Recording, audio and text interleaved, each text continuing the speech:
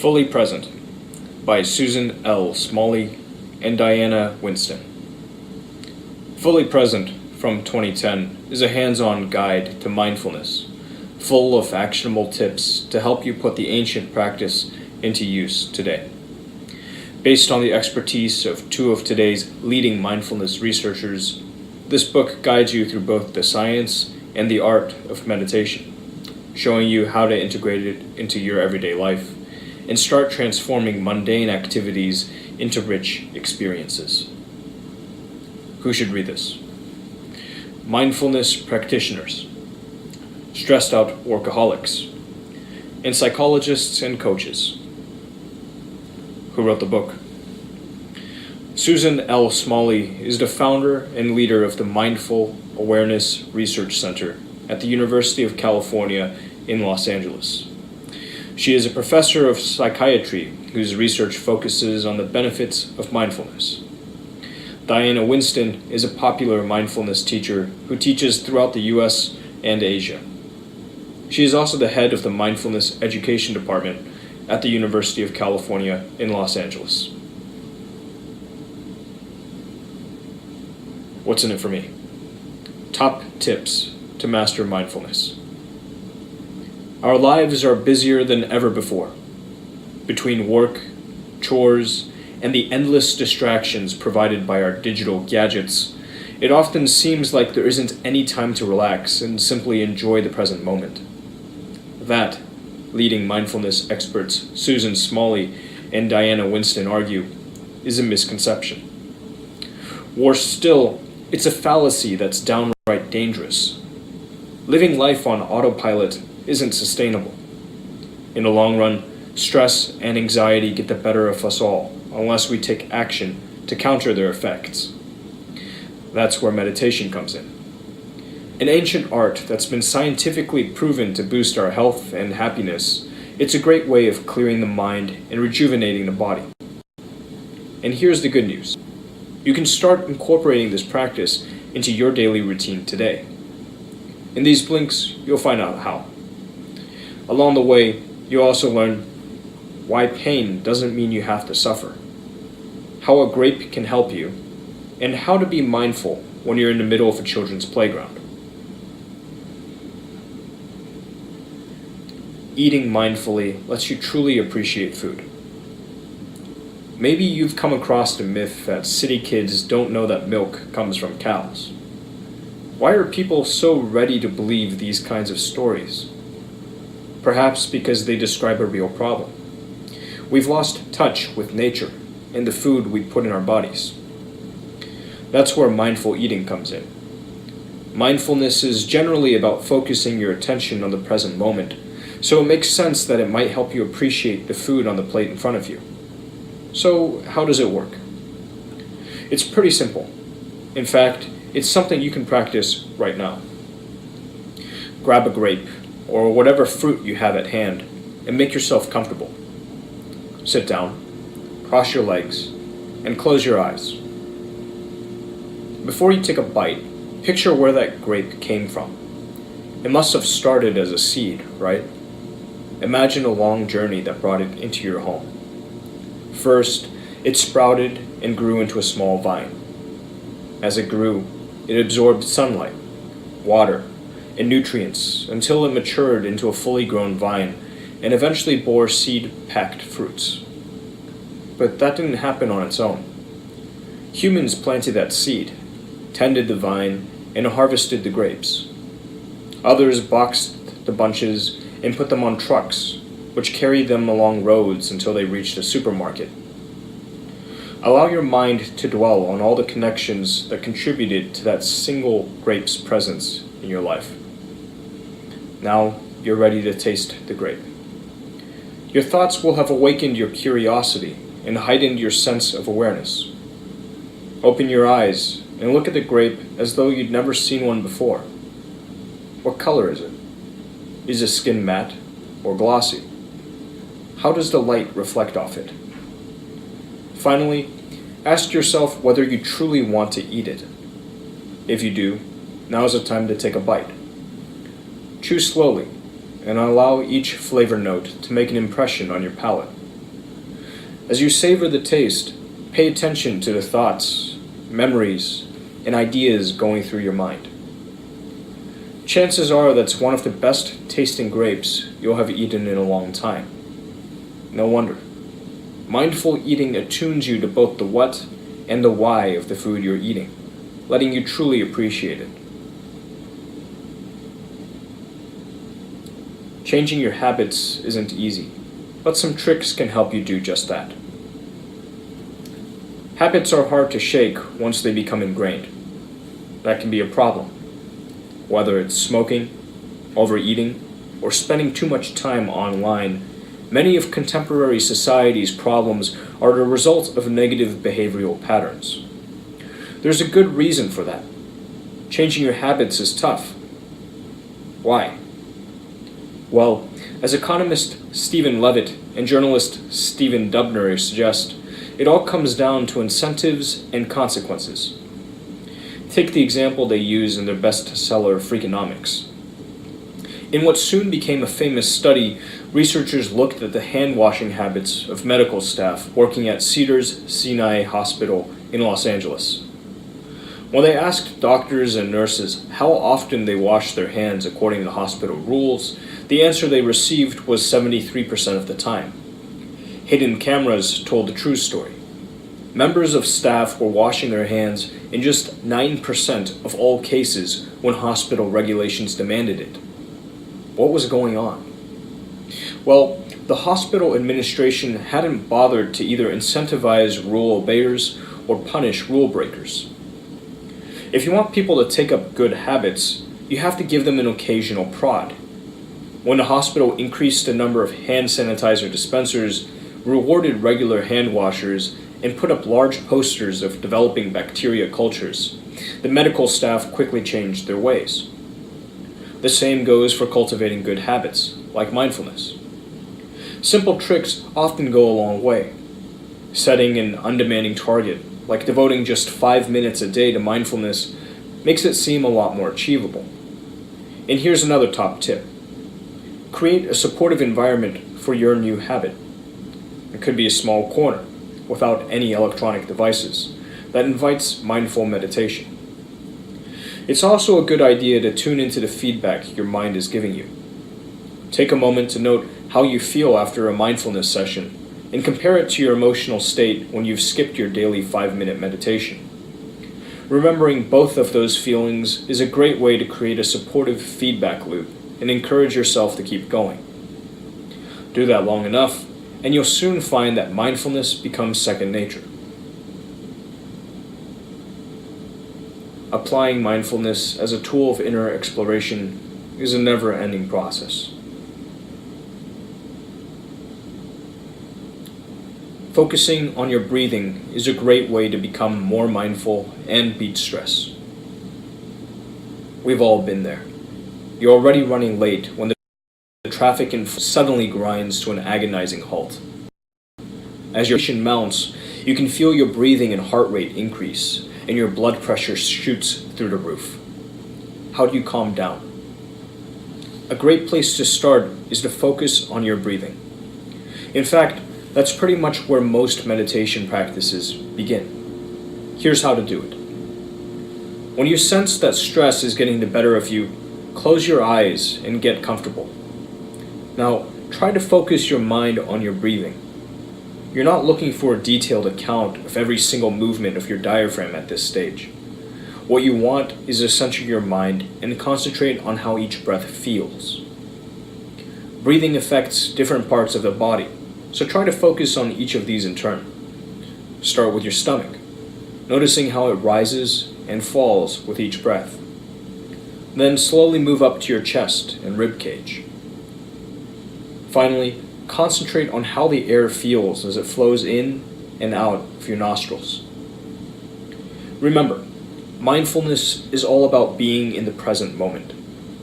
If you find your mind wandering to other matters, gently nudge it back to your body and breath, rather than getting annoyed with yourself. After all, this isn't a competition. The aim is just to lose yourself in the moment. Mindful breathing can take a bit of getting used to, but keep at it long enough and you'll be amazed at how it can transform a stressful experience into an oasis of calm. Even better, all that practice at focusing your mind has been shown to boost your concentration levels.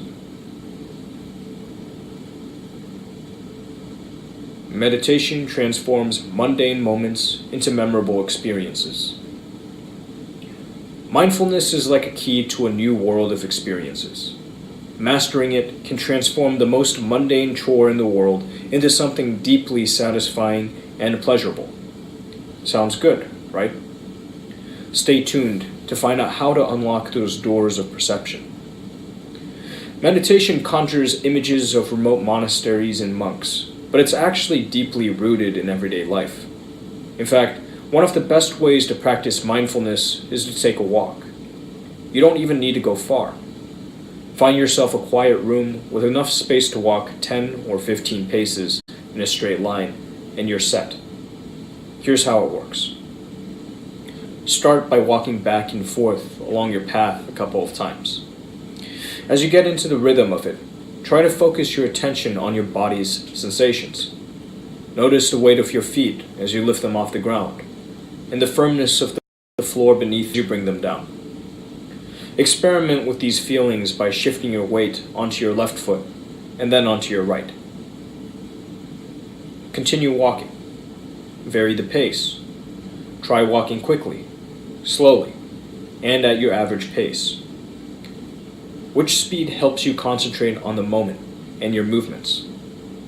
Like mindful breathing, this is an exercise that takes practice. At first, you'll probably find your thoughts wandering. The key is to bring them back to the present and give it another go. Once you're in the swing of things, you'll be surprised at how quickly time flies by. That's not the only way you can make the mundane memorable.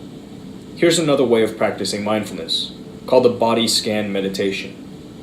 It works like this. First, you'll want to find a comfortable position. The idea is to scan each part of your body and notice the sensations you're experiencing. Remember, the aim isn't to judge yourself, but to simply observe. If you feel any tension, don't make it into a big story about how anxious you are. Note it and move on. Start with the top of your head and move downward, dwelling on the sensations in your face, neck, shoulders, arms, and so on. Scan your whole body in this manner, absorbing as much detail as you can. Like the walking meditation, this is a great way to center yourself in the moment.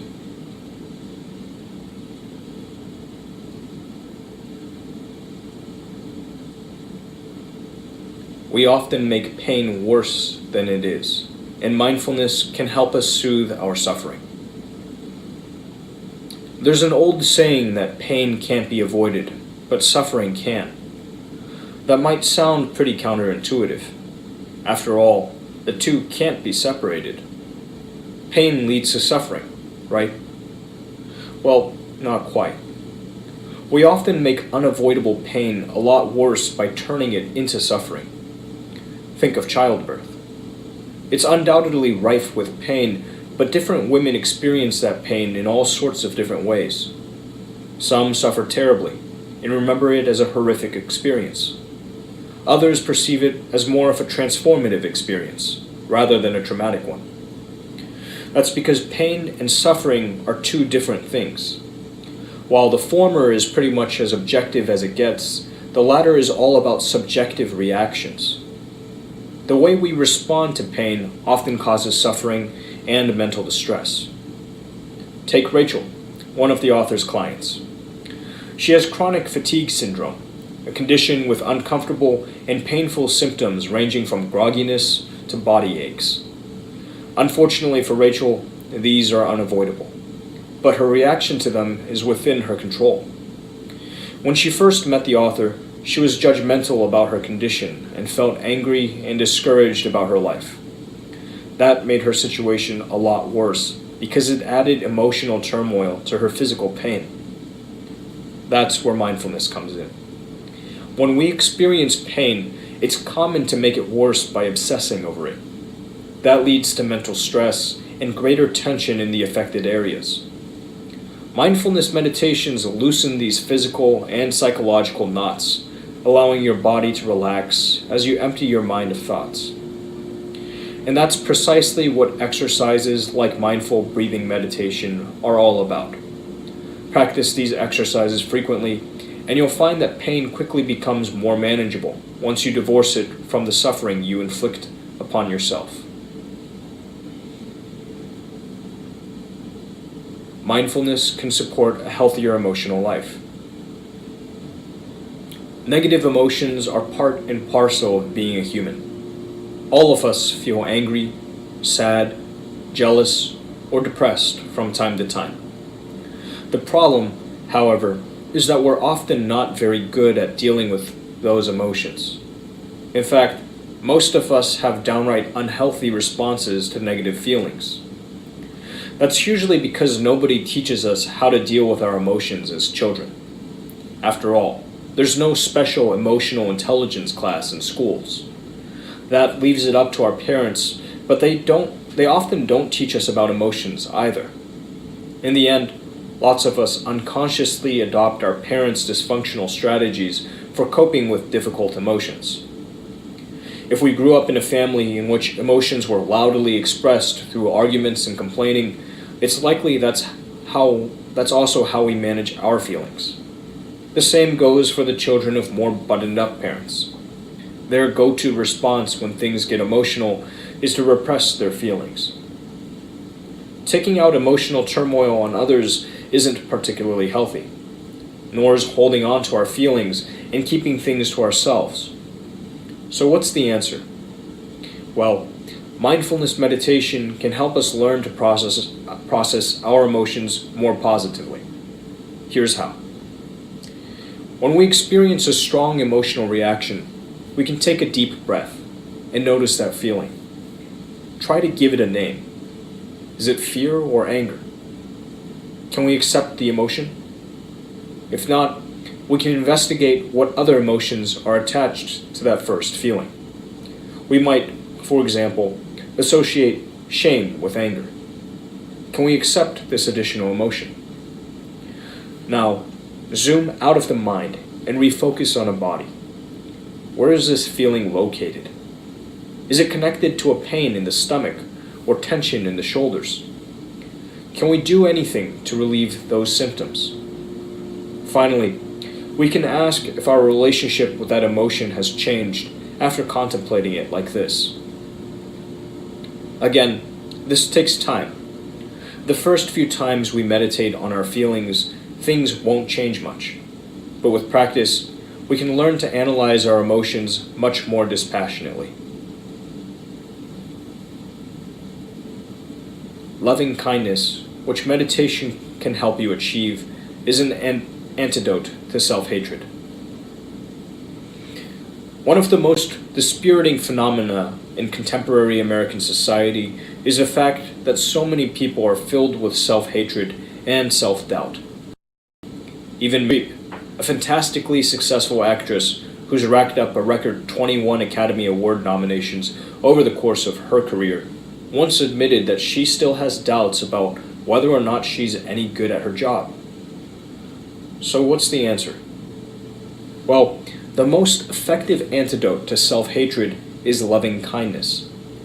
That's a meditation practice drawn from Buddhist traditions. In this blink, we'll take a look at how it works. The basic idea is to connect to feelings of love with yourself. The best way to do that is to focus your thoughts on someone you love deeply. Once you've fixed that person in your mind's eye, take a moment to dwell on the feelings you associate with them. Now, let that love and kindness radiate outward, and try to direct it toward yourself.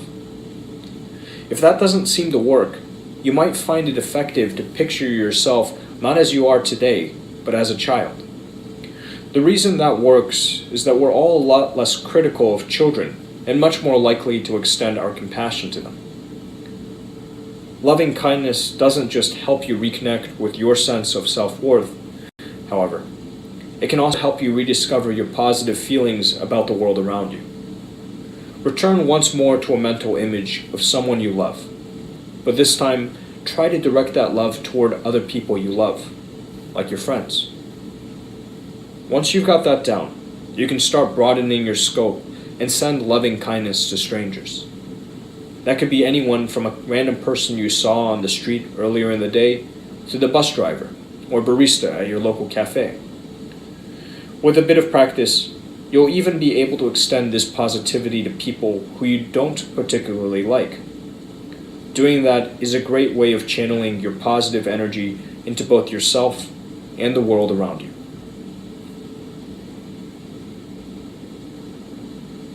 Using a variety of meditation practices helps you develop different types of mindfulness. Imagine a park bench next to a busy playground. The sound of children screaming, squabbling, and shouting is deafening. There's no way on earth you'd be able to meditate here, right? Well, you can. It all comes down to what kind of mindfulness you're practicing. There are two basic types of mindfulness. Let's call them focused mindfulness and open mindfulness. As the name suggests, the former is about paying attention to one particular thing, like your breathing. The latter, by contrast, is a way of being attentive to the whole world of sounds, sights, and smells around you. Let's go back to that bench by the playground. If you try to focus on your breathing, you're likely to go nuts. There's simply no way to do it. In short, it's the wrong type of meditation for this setting. Use open meditation, however, and you're in business. If it's a wall of sensory input you're seeking, you've come to the right place. The trick is to know when to use which type of meditation. Here's a good rule of thumb to help you figure it out. If you have a definite aim, like studying for an exam or a presentation, you're probably best off using focused mindfulness.